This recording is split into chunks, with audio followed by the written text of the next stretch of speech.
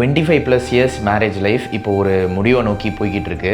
இந்த மாதிரி நியூஸ்லாம் கேட்குறப்போ நம்ம எல்லாருக்குமே கண்டிப்பாகவே ரொம்ப கஷ்டமாக தான் ஃபீல் ஆகும். ஆனால் நம்ம லைஃப்பில் எல்லாருக்குமே ஒரு ரிலேஷன்ஷிப்ஸ் இருந்திருக்கும். அது வந்து பிரேக்கப் ஆகிருந்திருக்கலாம், அது திருப்பி சேர்ந்துருந்துருக்கலாம்.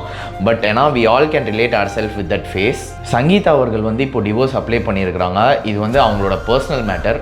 சங்கீதா மேடம், விஜய், அப்புறம் கோட், இது அவங்க 3 பேர் சம்மந்தப்பட்ட ஒரு விஷயம். இதில் வந்து நம்ம சோஷியல் மீடியாவில் உட்காந்துட்டு ஜட்ஜ்மெண்ட் மேக் பண்ணுறதுக்கு ஒன்றுமே இல்லைன்னு தான் எனக்கு ஃபீல் ஆகுது. டிவிகே சீஃப் விஜயோட பர்சனல் மேட்டரை பாலிடிக்ஸ் ஆக்குறது எந்த அளவுக்கு தப்போ அதே மாதிரி நம்ம சங்கீதா மேடம் பற்றியும் பேசக்கூடாது. பிகாஸ் அவங்க என்ன கோ த்ரூ பண்ணியிருப்பாங்க அப்படின்றது நம்மளுக்கு சுத்தமாக தெரியவே தெரியாது. உடனே விஜய்க்கு சப்போர்ட் பண்ணுறேன்னு சொல்லி அவங்க 2 பேருக்குள்ளே என்ன நடந்துச்சுன்னே தெரியாமல் இதை வந்து சங்கீதா மேடம் மேலே ப்ளேம் பண்ணுறதோ இல்லை வந்து ரூலிங் பார்ட்டி மேலே திருப்பி பாலிடிக்ஸ் ஆக்குறதோ I don't think it's going in the right way. அதே மாதிரி இந்த விஷயம் வெளியே வந்துருச்சுன்னு உடனே விஜய் வந்து பர்சனலாக அட்டாக் பண்ணுறதோ இந்த விஷயத்தை டார்கெட் பண்ணி இதை வந்து பாலிடிக்ஸ் ஆகிறது வந்து கரெக்டாக இருக்காது.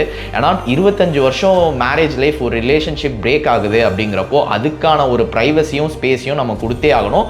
சோஷியல் மீடியாவில் உட்காந்து இதுக்கு ஒரு நம்ம ஜட்ஜ்மெண்ட் மேக் பண்ண முடியாதுங்கிறது தான் என்னோட ஒப்பீனியன். நீங்கள் எல்லாரும் இதை பற்றி என்ன நினைக்கிறீங்க அப்படின்றத கமெண்ட்ஸில் சொல்லுங்கள். தேங்க்யூ.